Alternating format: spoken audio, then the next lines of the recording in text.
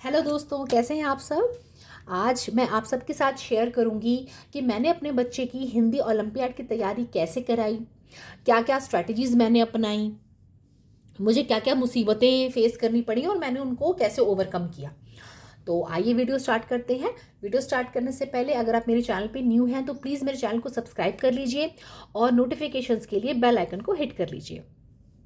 तो स्टार्ट करें। हाँ, तो ये देखिए मैंने जो है अपने बच्चे की तैयारी काफ़ी पहले से कराना शुरू कर दी थी। एक तो ये मैं टिप दूंगी आपको, जो कि मेरे केस में मुझे काफ़ी काम आई। नॉर्मली ओलंपियाड्स हमारे नवंबर दिसंबर इस टाइम पर होते हैं, बट मैंने अपने बच्चे की तैयारी कराना शुरू कर दी थी क्या कहते हैं, जब गर्मियों की छुट्टियां होती हैं अप्रैल के बाद मई जून इस टाइम पर।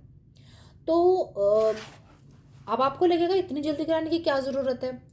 तो दोस्तों, जो मेरी स्ट्रैटेजी थी वो ये थी कि बच्चा जितनी जल्दी तैयारी करना शुरू कर देगा उतनी ही जल्दी उसको ज़्यादा टाइम मिलेगा ज़्यादा बार रिवाइज करने का, और जो भी उसकी गलतियाँ या जो भी उसके नेगेटिव या वीक पॉइंट्स हैं उन पे काम करने का हमें ज़्यादा टाइम मिल पाएगा।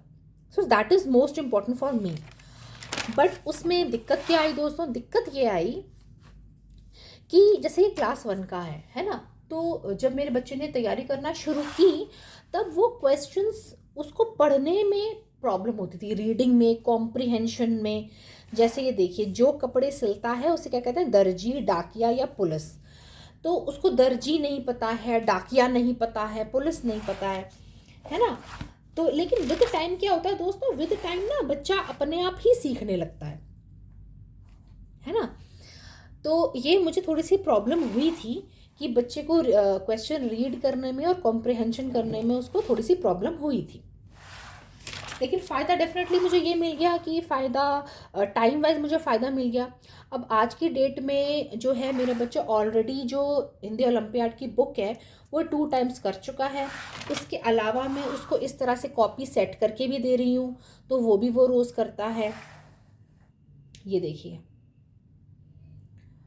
तो एक इसके अलावा जल्दी स्टार्ट करने के अलावा एक टिप मैं और दूंगी कि बच्चे को आप पहले, आप जो उसका स्कूल का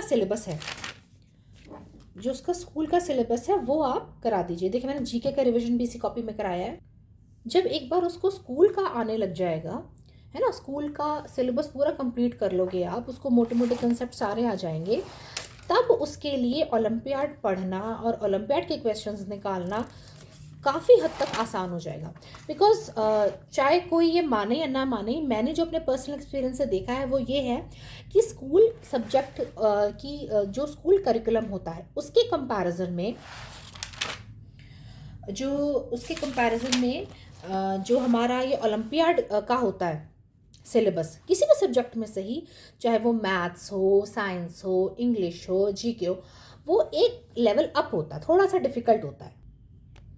तो जब तक बच्चा स्कूल करिकुलम ढंग से नहीं करेगा तब तक उसके लिए ओलंपियाड के क्वेश्चंस निकालना थोड़ा सा मुश्किल होगा। तो इसीलिए मैंने पहले बच्चे को सारा जो भी सिलेबस है उसका कराया। फिर उसके बाद मैंने सब्जेक्ट रिलेटेड बुक्स परचेज़ की, बीट इंग्लिश या हिंदी, मैथ, साइंस, जो भी आपको लगे ठीक सब्जेक्ट, उसके आप बुक परचेज़ कर लीजिए।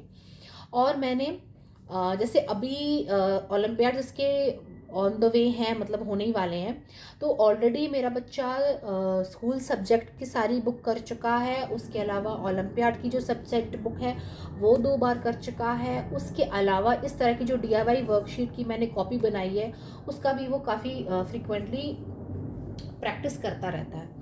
तो इससे क्या होता है कि definitely practice makes a man perfect. जितनी प्रैक्टिस बच्चा करेगा उतनी अच्छा स्कोर करेगा। और इसके लिए तो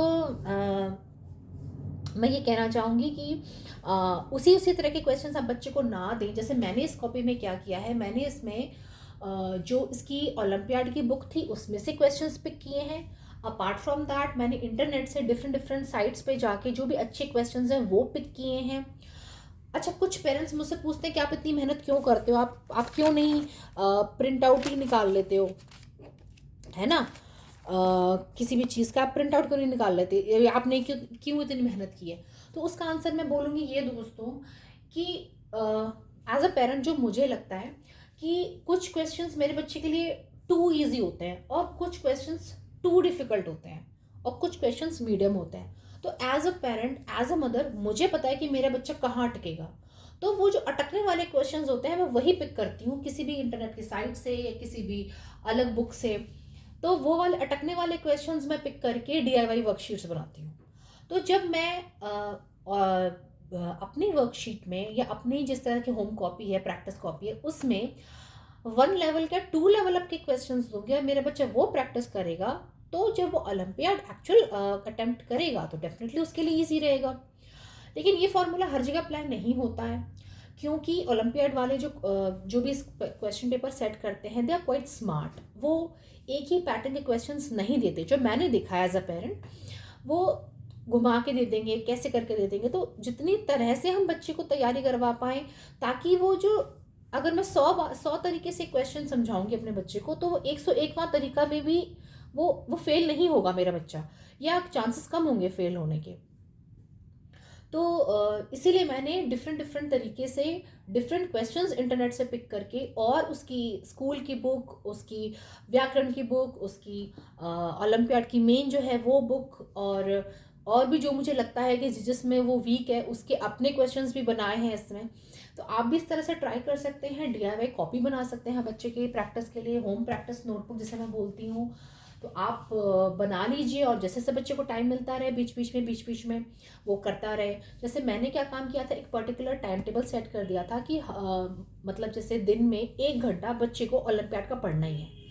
अब वो मैथ्स का भी हो सकता है, इंग्लिश का भी हो सकता है, हिंदी का भी हो सकता है, साइंस का भी हो सकता है, GK का भी हो सकता है, जिस भी सब्जेक्ट में आप बच्चे को करा रहे हैं।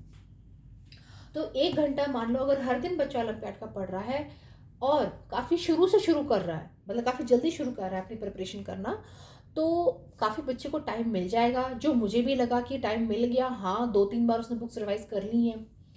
बाकी देखिए कि जैसे बच्चा अटेम्प्ट करे, जैसे उसका स्कोर आए, बट उसको अपनी मेहनत अच्छे से करनी है, और हमें भी अपना बेस्ट देना है अपने बच्चे के लिए।